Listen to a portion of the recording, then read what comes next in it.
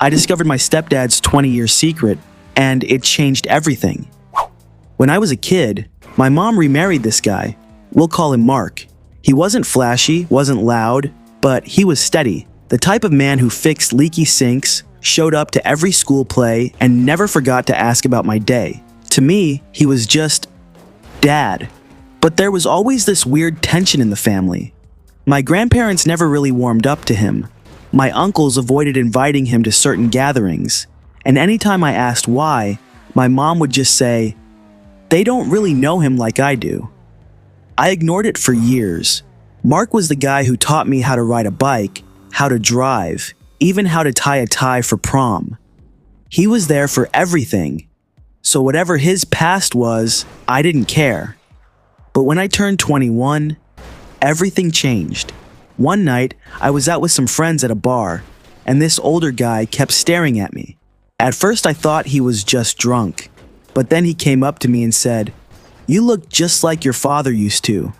I told him my dad passed away when I was a baby. He shook his head and said, "Not him. The man you call Mark. You don't know, do you?" My stomach dropped. The guy walked away before I could ask more. But that one sentence cracked open everything I thought I knew about my life. The next morning, I couldn't shake it. I started paying attention, and I noticed things I'd never noticed before. Mark never talked about his life before meeting my mom.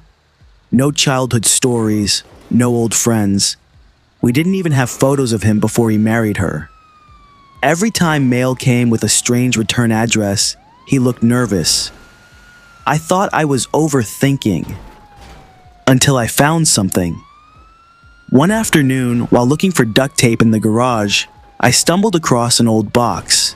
Inside was a wallet that wasn't his. Different name, different ID photo, but Mark's face staring back at me, just younger. My heart started racing.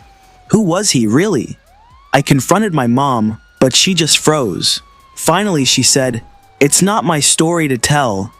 And that made it even worse. I needed answers. So one night, I waited for him to come home, sat him down at the kitchen table, and just laid everything out. The guy at the bar, the ID I found, the questions that kept eating at me. For the first time ever, Mark looked broken. And then he said, "You deserve the truth." That's when everything I thought I knew about him shattered. Mark wasn't his real name.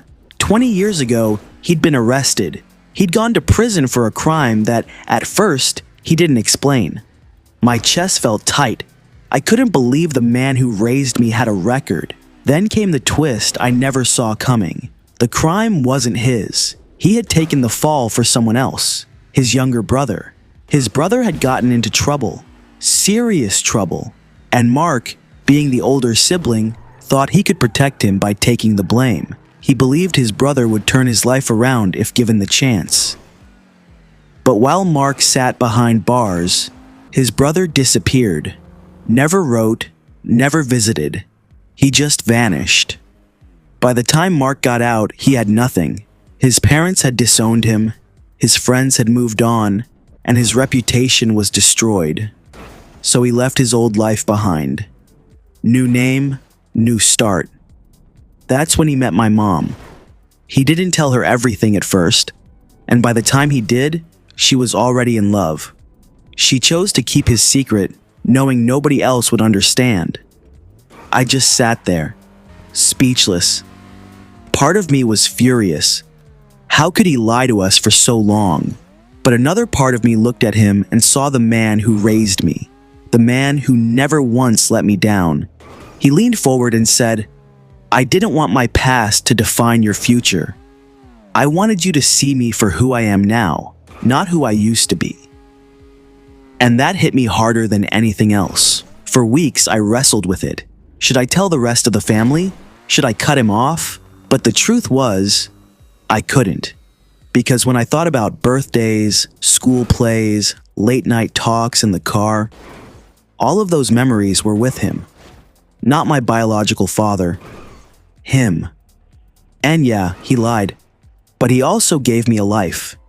He sacrificed his reputation, his identity, even his freedom, for someone else. And while his brother ran, Mark stayed. He stayed with me. So now when people ask about my dad, I don't tell them the whole story. I just say, he's the man who raised me. Because that's the only truth that really matters. Well, that's the end of this story. If you enjoyed it, don't forget to hit that like button and share it with a friend. It helps more than you know. And of course, subscribe for more stories just like this one. It's free, it only takes a second, and it helps the channel grow a lot. Thanks for watching, and I'll see you in the next story.